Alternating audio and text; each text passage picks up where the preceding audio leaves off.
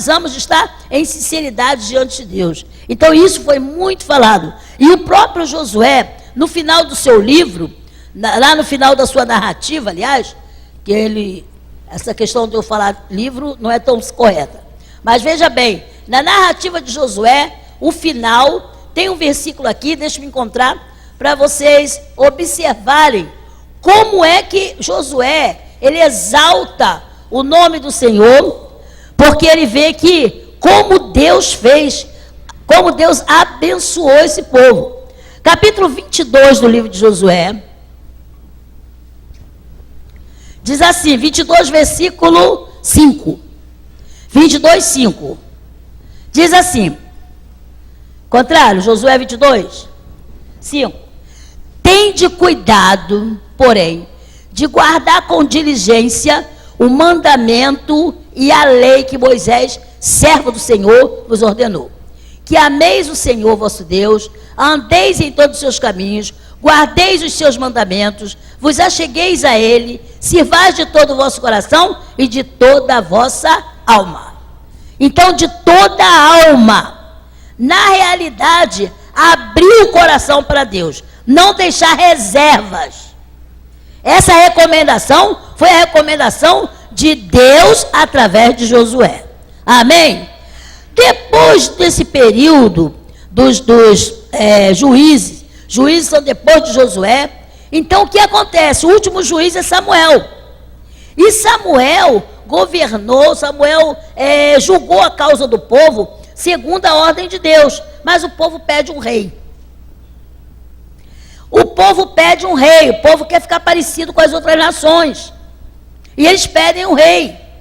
E Samuel foi falar com Deus. Senhor, eles estão querendo um rei, isso não está certo. E Deus disse assim, Samuel, faz o que eles estão pedindo, porque eles estão rejeitando a mim, não é a você. Quer dizer, o coração de Deus estava angustiado. Aquela leitura que nós lemos lá de Isaías 63, que o Espírito de Deus se angustiou quando viu essas coisas. Mas Deus concedeu o rei. Concedeu o rei. O primeiro rei não foi bem. No segundo rei é que Deus enche mesmo de alegria, de satisfação, enche de glória o reinado. Depois o terceiro rei começa bem, mas não termina tão bem. E a partir desses reis, a partir desse terceiro rei, então a monarquia em Israel, ela ficou de uma forma assim, ora muito bem, ora muito mal. Até que foi repartido o reino e somente um grupo permaneceu, também por pouco tempo, depois vai para o cativeiro. Mas nesse período, que é o período que nós devemos conversar, período dos reis e profetas. Nesse período, a mão de Deus esteve estendida sobre o povo, convocando um grupo especial de pessoas para falar, para serem usadas pelo Espírito Santo, falando ao povo. Ora, houveram os patriarcas, depois houveram os juízes, aliás, houve Josué e Moisés, depois houveram juízes, houve reis, mas agora, nesse final dos reis, aí você encontra profetas sendo convocados para falar em nome de Deus e falando o que Deus queria que o povo fizesse. Então, quem eram os profetas? Os profetas eram porta-vozes de Deus para a nação e para o governante. Os profetas eram proclamadores da ordem divina, revelando o erro e advertindo o povo. Também era responsável em transmitir ensino. Então o profeta, ele tinha esse trabalho. Só que, o que acontece? O serviço do profeta, além de falar, houve também vários deles que realizaram milagres. Mas tudo isso debaixo de uma investidura de autoridade concedida por Deus. Todos os profetas que se levantaram estavam investidos de autoridade, levantaram por Deus para fazer o que tinha que ser feito. Mas isso também não quer dizer que o povo obedeceu.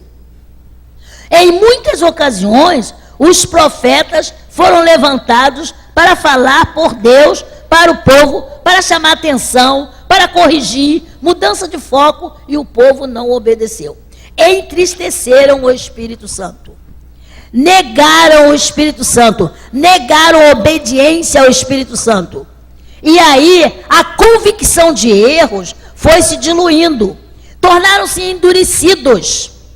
Ficaram endurecidos.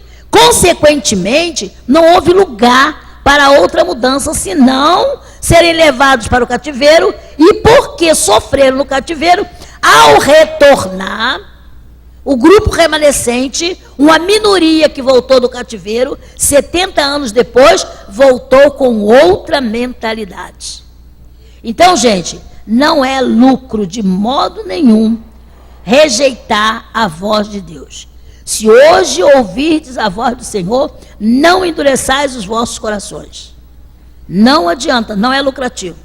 É melhor abrir o coração e deixar Deus trabalhar, limpar todo o recanto da nossa alma, expor diante de Deus toda a dobradura da nossa personalidade, render-se diante de Deus, para que Deus possa, por meio do Espírito Santo, fazer o seu trabalho. E uma coisa, eu disse que esses profetas tinham uma investidura. Eles recebiam uma investidura para realizar um trabalho, mas eles não eram cheios do Espírito Santo como você é hoje. O Espírito Santo não morava neles como mora em você e em mim hoje. Não havia esse espaço. Havia uma chamada do profeta. Os profetas eram chamados, convocados por Deus. E esse chamado, Deus chamava o profeta e lhe mostrava o serviço que ele tinha que fazer e dava uma convicção a ele de que aquela voz era a voz de Deus. Só que ele recebia aquela investidura como um revestimento para ir, por exemplo, ir ajudar e falar com o rei Josias. Ir lá em Judá e falar para o Ezequias. Ele ia lá e falava, mas não quer dizer que ele estava constantemente possuído pelo Espírito Santo para realizar aquele trabalho. Já hoje, depois de Jesus, você tem esse privilégio, porque Jesus já morreu na cruz e deu garantia a você, deu condição a você de se aproximar de Deus. E outra, essa concessão divina do Espírito Santo morar em nós. Glória a Deus. Eles não tinham isso. O altíssimo privilégio que a igreja de hoje tem, que o crente hoje tem. O crente neotestamentário, Novo Testamento, o crente depois de Jesus. Quer dizer, eu não posso de modo nenhum desconhecer ou desconsiderar a atuação do Espírito Santo no Antigo Testamento, mas todo o Antigo Testamento estava numa preparação para essa bênção que você tem na mão. Daí que o juízo para a nossa geração é muito maior, porque nós somos portadores de maiores privilégios. Então temos que prestar atenção nisso. Nossos privilégios são muito altos. Temos uma vantagem muito grande. Lembram quando Daniel orou 21 dias, se angustiou e não sabia se a resposta ia chegar? Você não precisa ficar preocupado com isso. Você tem a escritura que diz que Deus ouve imediatamente. Ouve. E a escritura mesmo diz que você pode orar contra o diabo. Sai daí, porque eu já tenho garantia. A minha bênção tem que passar. Glória a Deus. É verdade. Eles não tinham isso. Eles não possuíam esse conhecimento. Para eles ainda estava velado isso. Porque Deus também queria alguma coisa muito mais profunda para esse tempo. Então eles não tinham esse conhecimento. Certo?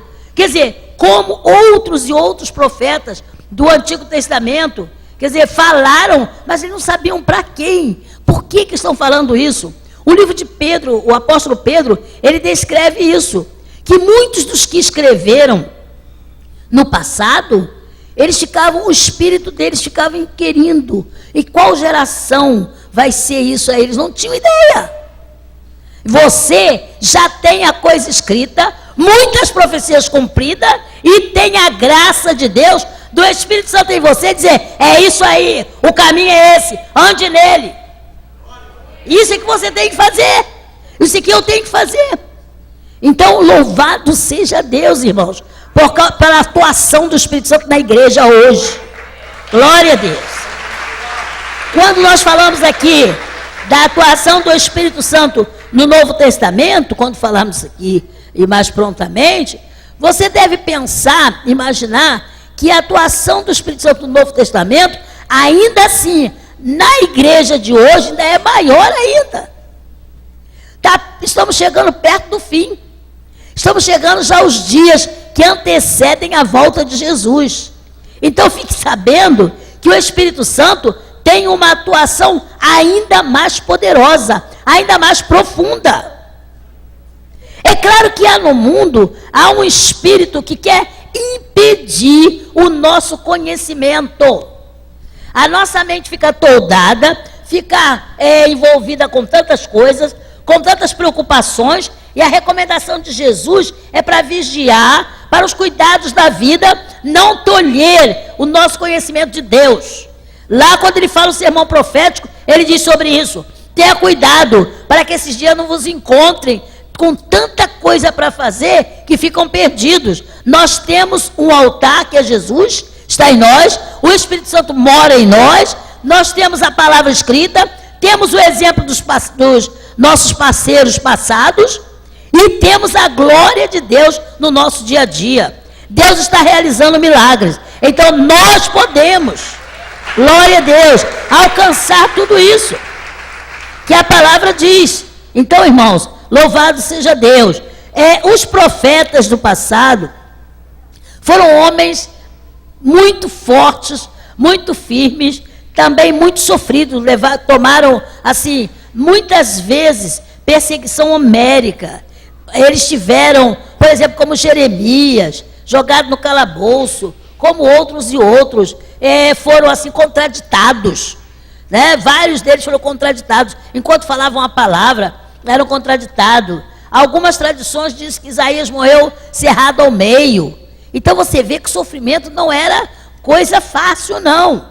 Mas eles não negaram a palavra, entendeu? A dosagem que eles tinham de conhecimento profundo das coisas espirituais não deu, de forma nenhuma, não atrapalhou o serviço deles, não impediu o serviço deles. O que eles conheciam, eles iriam em frente. E agora você tem, no Novo Testamento, a atuação do Espírito Santo já fica bem mais forte, quando você vê que o próprio Jesus, agora, que toma forma humana, a própria segunda pessoa da Trindade, que aí é chamado Jesus, né? A gente fala a segunda pessoa da Trindade, porque o Pai e agora o Filho humanizado vem, e a gente volta àquele versículo que nós lemos no começo: como Deus ungiu a quem? Jesus de Nazaré, com o Espírito Santo e com virtude. Abre aí, Atos 10, 37 e 38. E vamos ver essa questão aí, como isso se deu, entendeu? E como aconteceu no período da igreja primitiva, período do Novo Testamento, dos Evangelhos, depois a atuação na igreja primitiva. Agora, hoje, o Espírito Santo está aqui ainda. A frase que me marcou aqui no primeiro momento foi essa que o reverendo diz: Jesus não mandou o Espírito Santo ir para o céu. Está aqui. Ele está lá e está aqui, domiciliado em mim. O endereço dele aqui sou eu e você. Glória a Deus. Está domiciliado aqui. Então eu tenho que fazer jus a essa moradia maravilhosa do Espírito Santo. Atos 10. Estão prontos para ler? Quem pode ler juntos aí? Como Deus, vamos lá juntos. Como Deus ungiu o santo e com virtude, o qual, fazendo bem do diabo, porque Deus era com ele. Então está aí. Agora entra a nova dispensação. Chega a plenitude dos tempos. O povo, o remanescente do povo de Deus voltou para a sua terra. Deus preservando a linhagem da qual viria Jesus. E Jesus nasce no tempo certo, de acordo com a lei e cumprindo-se as profecias. Bom, e aí o que acontece? Jesus agora, nesse começo de ministério, o que acontece com Jesus? Antes dele começar a pregar, Jesus cresceu como qualquer criança, nasceu, cresceu, foi realmente cuidado por sua mãe, por seu pai adotivo lá, mas veja bem, chega a ocasião de Jesus começar o seu trabalho e ele dá início à sua atividade. Aí você vê Jesus se referindo ao Espírito Santo como uma pessoa que ficaria no seu lugar quando ele partisse daqui. Essa é a tônica geral do Novo Testamento, tá? Lá no Antigo Testamento, as atuações do Espírito Santo voltadas desde a criação até as advertências para o povo. E agora no Novo Testamento, Jesus prepara, Jesus refere-se, olha, vem alguém. Jesus não fala que viria uma força ativa. Jesus não diz que viria assim uma imagem. Jesus diz assim, alguém, a pessoa. Abre aí João capítulo 14, versículo de 15 a 17. Vamos ver então a identificação dessa pessoa. João. Alguém semelhante a ele.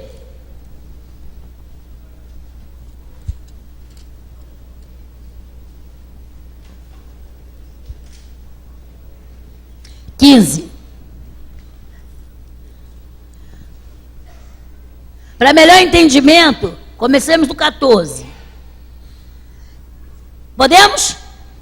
E eu rogarei, vamos juntos, para animar aí que alguns podem estar cochilando depois do almoço, a gente dá assim uma mornidãozinha, vamos lá.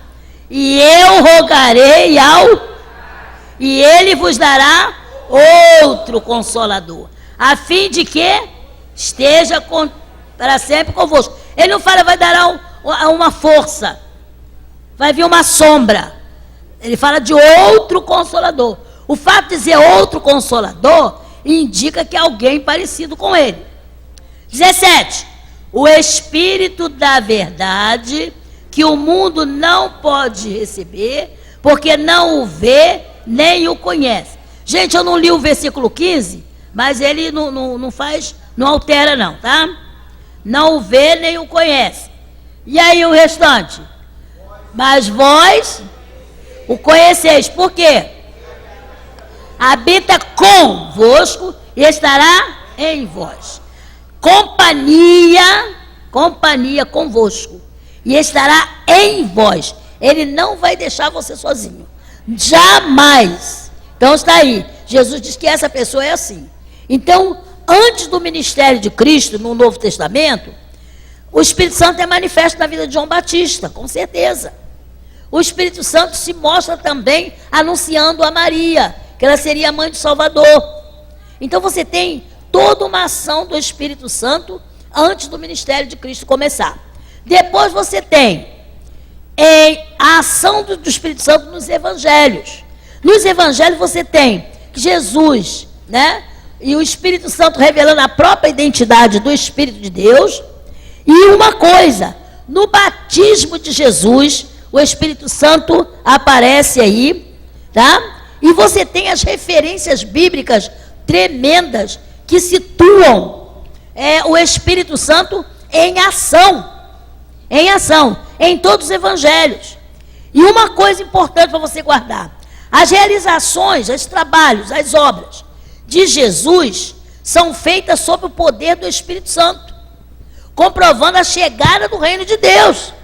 Então, é o Espírito Santo quem realiza, através de Jesus, aquelas obras, aquele trabalho, a presença de Jesus e o poder do Espírito Santo agindo. Então você tem Mateus capítulo 4, versículo 17, Jesus diz que o reino está aí. Arrependei-vos, porque é chegado. O reino está aí, entendeu? E Jesus, então, ele mesmo o seu trabalho, o trabalho sobrenatural, mesmo nesse trabalho, Jesus revela dependência. Dependência, o que os tempos modernos têm tirado de muita gente. E os crentes têm embarcado alguns nessa. Eu já sei, eu já evangelizei tantas vezes que eu já sei as táticas. Ou então, formula uma série de tratados e tal, e coisa, e publica. E acaba não evangelizando nada. A pessoa senta ao seu lado e a pessoa não fala de Jesus, tá? Outro conta uma situação qualquer, a pessoa não fala. Então, o que acontece? Há necessidade de dependência total ao Espírito Santo, com certeza. João capítulo 8, versículo 29, vê lá.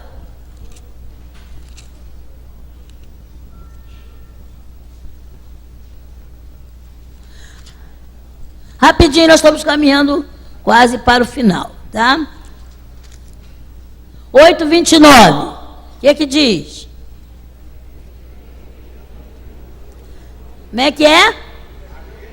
Aquele que me enviou está comigo, não me deixou só, porque eu faço sempre o que lhe agrada.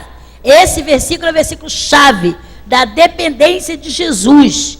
Dentre outras situações, dependência de Jesus em obedecer ao Pai. E deveria ser também o nosso slogan. Nós agradamos a Deus se fizermos tudo que agrada a Ele. E nós temos já o mapa. Temos um mapa, ninguém precisa vir profetizar para a gente saber o que vai fazer. Nós temos um mapa, está aqui na nossa mão. Amém? Então, e a outra coisa também é o poder do Espírito Santo para realizar milagres. A partir de Jesus, alcança os apóstolos. Os discípulos de Jesus, eles continuaram a obra. O próprio Jesus chega a dizer que eles fariam obras maiores.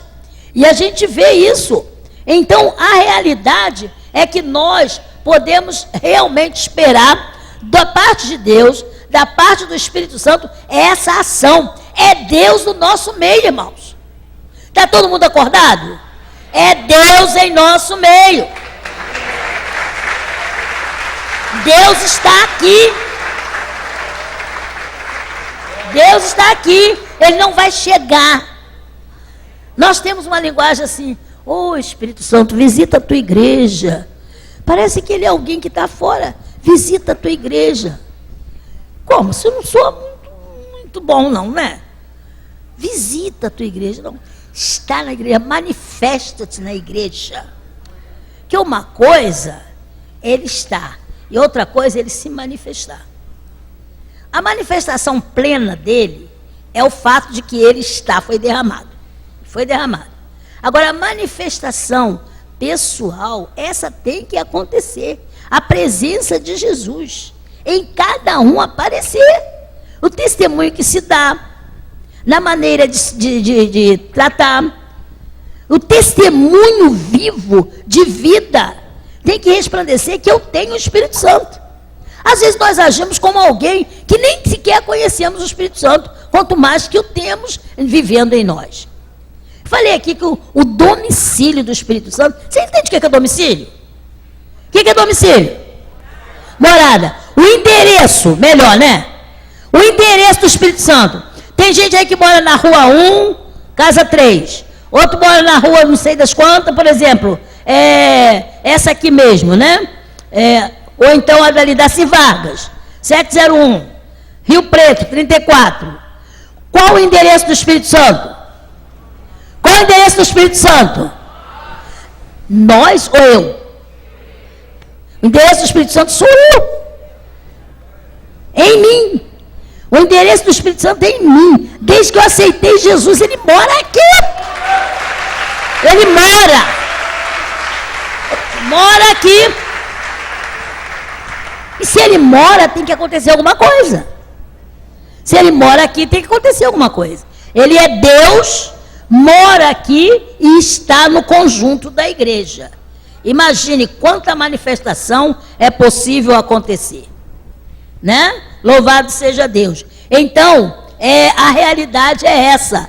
No Novo Testamento, quando nós falamos do Atos dos Apóstolos, nós vemos que primeiro, a narrativa de Atos, logo seguida da ascensão do Senhor Jesus, é que eles deveriam estar em Jerusalém para serem revestidos de poder.